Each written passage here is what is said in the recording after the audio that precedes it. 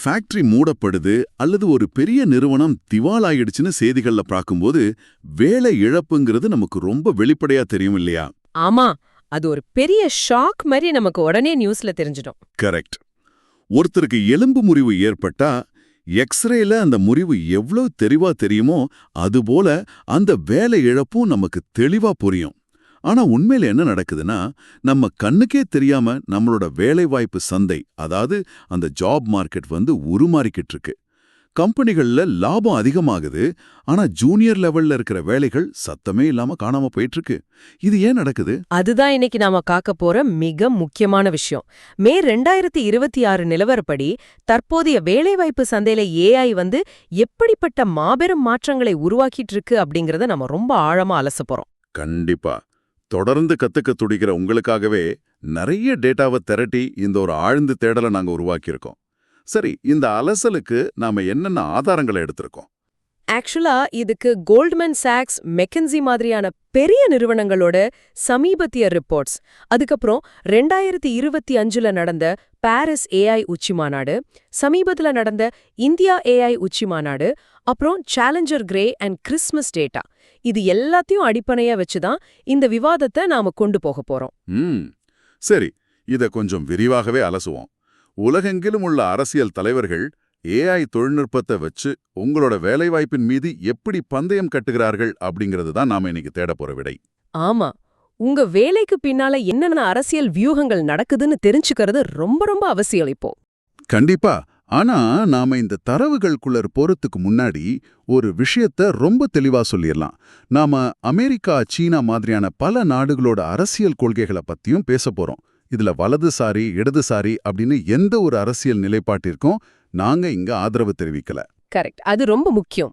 ஆமா, மூலக்கட்டுரைகள்ல உள்ள அரசியல் கொள்கைகள் மற்றும் அதில் இருக்கிற உண்மைகளை உள்ளபடி உங்களுக்கு நடுநிலையோட வழங்குறது மட்டும்தான் நம்ம நோக்கம். அந்த புரிதலோட நாம நேரா கள நிலவரத்துக்கு வருவோம். வேலைவாய்ப்போட எதிர்காலத்தை பத்தி பேசுறதுக்கு முன்னாடி இப்போ கிரவுண்ட்ல ஆக்சுவலா என்ன நடந்துட்டு இருக்குன்னு அந்த டேட்டாவை நீங்க ஃபீல் பண்ணும்.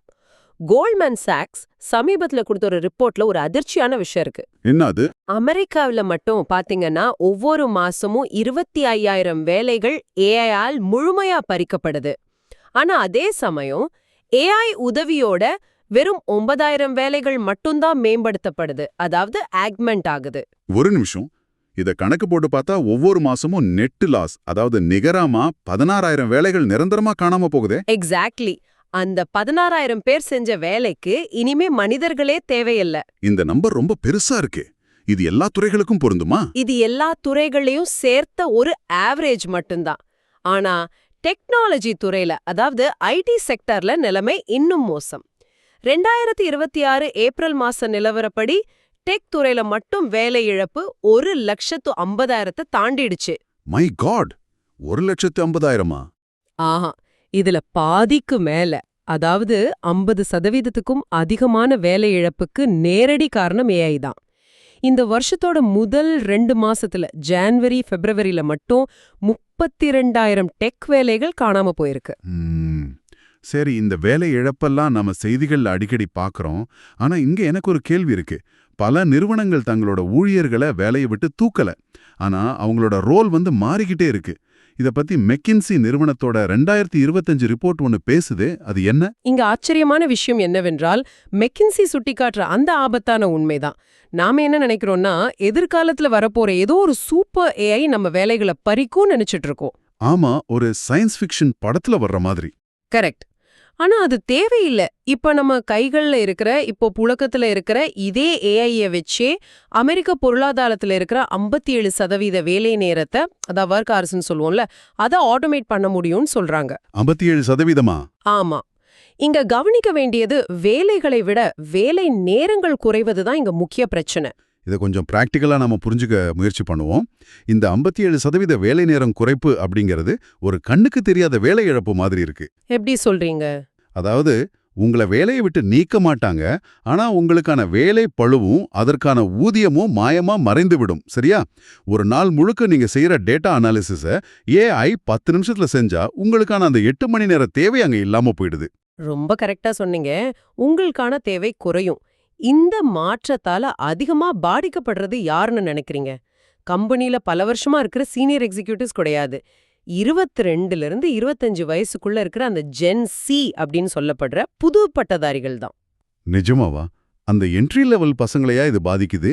ஆமா, டேட்டா என்ட்ரி, கஸ்டமர் சர்வீஸ், பேசிக் சாஃப்ட்வேர் கோடிங் மாதிரியான ஆரம்ப கட்ட பணிகள்ல கடந்த 3 வருஷத்துல வேலைவாய்ப்பு 20% குறைஞ்சிருக்கு. அட பாவிமே! அதாவது காலேஜ் முடிச்சுட்டு வேலை தேடுற இளைஞர்களுக்கான வாசலை ஏஐ மெதுவா அடைச்சிட்டு இருக்கு. ஒரு பக்கம் இப்படி வேலைகள் பறிபோகுது, வேலை நேரம் குறையுது. இதெல்லாம் தடுக்கிறதுக்கோ இல்ல ஒரு வரைமுறைக்கு கொண்டு வரதுக்கோ உலக நாடுகள் ஏதாவது பொதுவான சட்டம் வச்சிருக்காங்களா? அதான் இல்ல, உலக நாடுகள் சட்டம் வச்சிருக்காங்களான்னு கேட்டா ஒரு பொதுவான சட்டம், அதாவது குளோபல் கன்சென்சஸ் அப்படிங்கிறது மருந்துக்கும் இல்ல. அந்த முரண்பாடுகள் தான் உங்களோட வேலைக்கான அடுத்த சவாலையே தீர்மானிக்குது. முதல்ல அமெரிக்காவை பார்ப்போம். சரி, அங்க என்ன நடக்குது?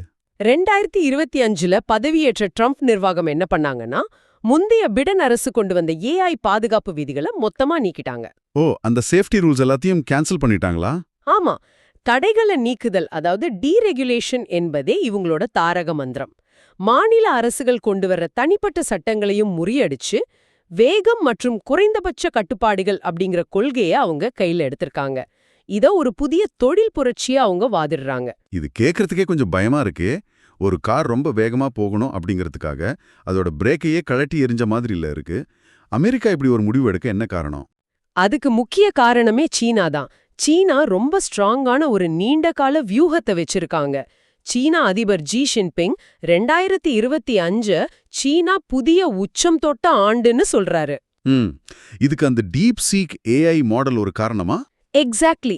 அந்த டீப்சீக் நிறுவனத்தோட R1 மாடல் சிலிகான் வேலியை நிஜமாவே அதிர வச்சுது.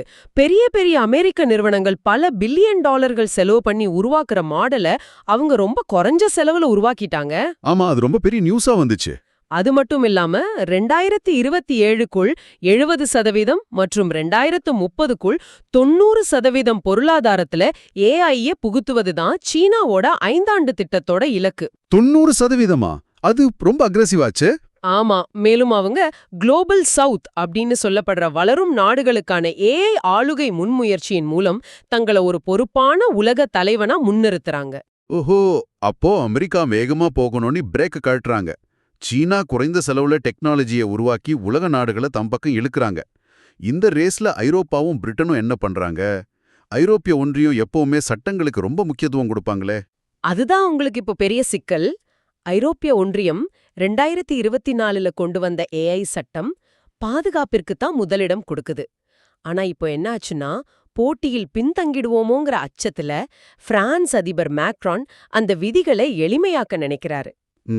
அவங்களுக்கும் பிரஷர் வந்துருச்சு. ஆமா. இன்னொரு பக்கம் பிரிட்டன் அமைதியா அமெரிக்காவுடனும் ஆசிய நாடுகளுடனும் வர்த்தக ஒப்பந்தங்களை செய்து தந்திரமாக நகர்ந்துட்டு இருக்காங்க.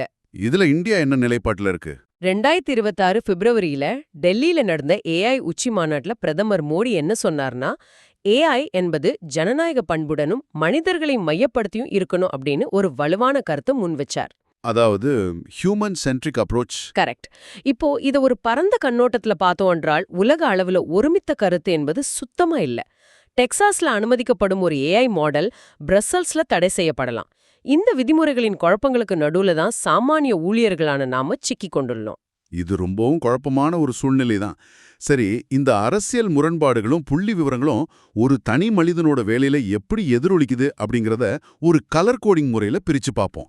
ரெட், எல்லோ, கிரீன் அப்படின்னு 3 ஜோனா பிரிப்போம். நல்ல ஐடியா. முதல்ல சிவப்பு பகுதி, அதாவது ரெட் ஜோன். இது முழுமையா அழியும் வேலைகளுக்கான சிக்னல். இதுல என்னென்ன வேலைகள் வரும்? டேட்டா என்ட்ரி, அடிப்படை நிர்வாகப் பணிகள் மற்றும் ஒயிட் காலர் வேலைகளான ஜூனியர் சட்ட ஆய்வு, அடிப்படை வாடிக்கையாளர் சேவை இதெல்லாம் வரும். ஆனா இதுல ரொம்ப பெரிய அடி வாங்கியிருக்கிறது அடிப்படை சாஃப்ட்வேர் டெவலப்பர்கள் தான். அந்த கோடிங் பண்றவங்க தானே? ஆமா. கிட்ஹப், கோபைலட், கர்சர் மாதிரியான கருவிகளால அடிப்படை சாஃப்ட்வேர் டெவலப்பர்களின் தேவை ரொம்பவே குறைஞ்சு விட்டது. மைக்ரோசாஃப்ட் நிறுவனம் சமீபத்துல 15,000 பேரை பணிநீக்கம் செஞ்சதும் ஆராக்கிள் கம்பெனியோட ஆட்குறைப்பும் இதற்கு பெரிய சாட்சி. இங்கதான் விஷயம் ரொம்ப சுவாரஸ்யமாவும் கொஞ்சம் பயமுறுத்துற மாதிரியும் மாறுது. எனக்கு இங்க ஒரு வலுவான கேள்வி வருது. கேளுங்க. இந்த சிவப்பு பகுதியில் உள்ள ஆரம்பகட்ட வேலைகள், அதாவது என்ட்ரி லெவல் வேலைகள் அனைத்தும் அழிந்து விட்டால் ஒரு புதிய பட்டதாரி எப்படி அனுபவத்தை பெறுவார்? ஒரு ஜூனியரா உள்ள போய் கத்துக்கிட்டு தானே ஒருத்தர் சீனியர் ஆக முடியும். அடித்தளமே இல்லாமல் எப்படி ஒருவரால் நேரடியாக நிபுணராக, அதாவது கிரீன் ஜோனுக்கு மாற முடியும்? வாவ், இது ரொம்ப ரொம்ப முக்கியமான கேள்வி. இத கம்பெனிகளே இன்னும் முழுசா ரியலைஸ் பண்ணல. ஜூனியர்ஸ வேலையில எடுக்காம ஏஐய வச்சு சமாளிச்சா அடுத்த 10 வருஷத்துல சீனியர் எக்ஸ்பர்ட்ஸ் மார்க்கெட்ல யாருமே இருக்க மாட்டாங்க. இது ஒரு மிகப்பெரிய எக்ஸ்பீரியன்ஸ் கேப்ப உருவாக்கும். அதுதானே. சரி, அடுத்தது மஞ்சள் பகுதி, எல்லோ ஜோன் பத்தி பாப்போம். இது உருமாறும் வேலைகள். இது முழுமையா அழியாது, ஆனா உருமாறும்.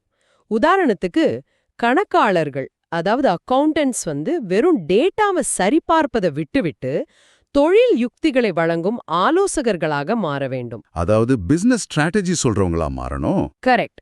அதே மாதிரி ரேடியோலஜிஸ்டுகள் ஏஐயின் உதவியுடன் நோயை கண்டறிந்து நோயாளிகளுடனான உறவை வலுப்படுத்த வேண்டும். ஒரு ஹியூமன் டச் கொடுக்கணும். பத்திரிகை துறையும் அப்படித்தான். வெறும் செய்தி சேகரிப்பதை தாண்டி ஆழமான ஆய்வு கட்டுரைகளாக இன்வெஸ்டிகேட்டிவ் ஜேர்னலிசமா மாற வேண்டும். இந்த மஞ்சள் பகுதி ஓரளவுக்கு பாசிட்டிவா இருக்கு. நாம ஏஐய ஒரு டூலா யூஸ் பண்ணிக்கலாம். சரி, இப்போ பச்சை பகுதி, கிரீன் ஜோன், இது மிகவும் பாதுகாப்பான வேலைகள். ஆமா, இதுல முதலிடம் பிடிக்கிறது மனித இருப்பு மற்றும் உணர்வுகள் தேவைப்படும் சுகாதாரத்துறை. அதாவது செவிலியர்கள், மருத்துவர்கள், மனநல ஆலோசகர்கள். இவங்கள ஏஐ ரீப்ளேஸ் பண்ணவே முடியாது. மனிதனோட அரவணைப்பு தேவைப்படுற இடங்கள், வேற என்ன வேலைகள் இதுல வரும்? முற்றிலும் கணிக்க முடியாத சூழலில் வேலை செய்யும் ஸ்கில்டு ட்ரேட்ஸ் எனப்படும் பிளம்பர், எலக்ட்ரீஷியன்கள். அவங்க செய்யற வேலைய ஒரு ரோபோவால போய் உடனே செஞ்சிட முடியாது. ஆமா, ஒவ்வொரு வீடும் ஒவ்வொரு மாதிரி இருக்கும். அதை ஏஐயால கணிக்க முடியாது. எக்ஸாக்ட்லி.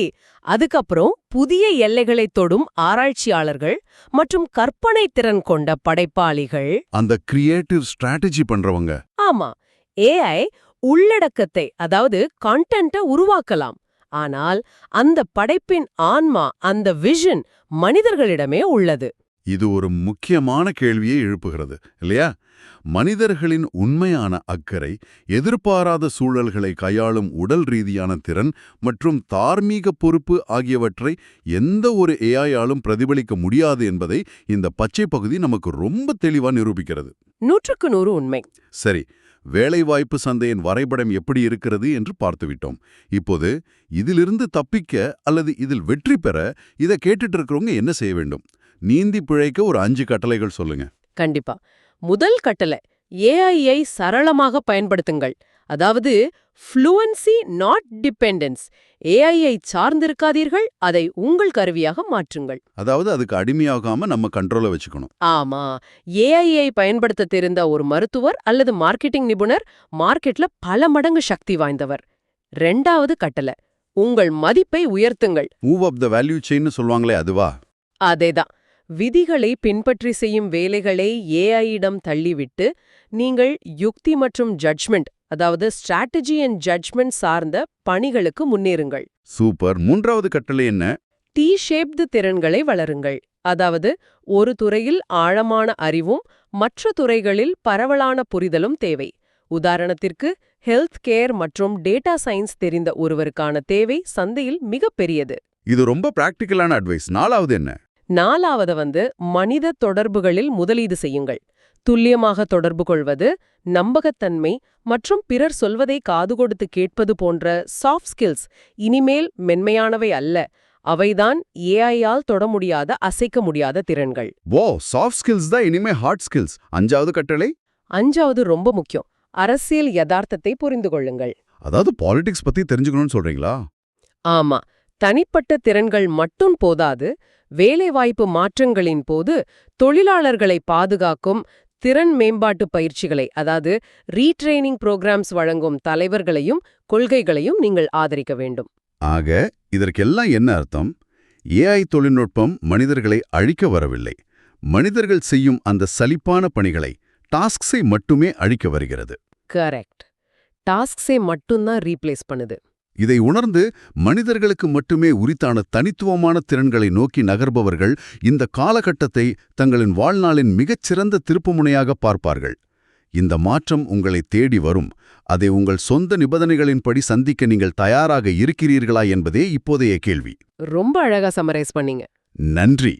விடை பெறுவதற்கு முன் நீங்கள் சுயமாக சிந்திப்பதற்கான ஒரு கேள்வியை இங்க வைக்கிறேன். சொல்லுங்க. ஏஐ எல்லாவற்றையும் பிழையின்றி கச்சிதமாக செய்து முடிக்கும் ஒரு எதிர்காலத்தில் மனிதர்களால் உருவாக்கப்படும் அந்த சிறு பிழைகள் மற்றும் மனித உணர்வுகளின் குழப்பங்கள்தான் உலகின் மிகவும் விலை உயர்ந்த லக்ஸரி விஷயமாக மாறுமா? மனிதர்களின் தனித்துவமே அந்த முரண்பாடுகளில்தான் உள்ளதா? இதை சற்று சிந்தித்துப் பாருங்கள். ரொம்ப ஆழமான ஒரு சிந்தனை அது. ஒரு பெர்ஃபெக்ட்டான உலகத்துல இம்பர்ஃபெக்ஷன் தான் ஒரு மிகப்பெரிய பிராண்டா இருக்கும்னு நினைக்கிறேன். கண்டிப்பா. இந்த அலசல் உங்களுக்கு பயனுள்ளதாக இருந்தால் இதை பகிர்ந்து கொள்ளுங்கள். மீண்டும் ஒரு சுவாரஸ்யமான அலசலில் சந்திப்போம்.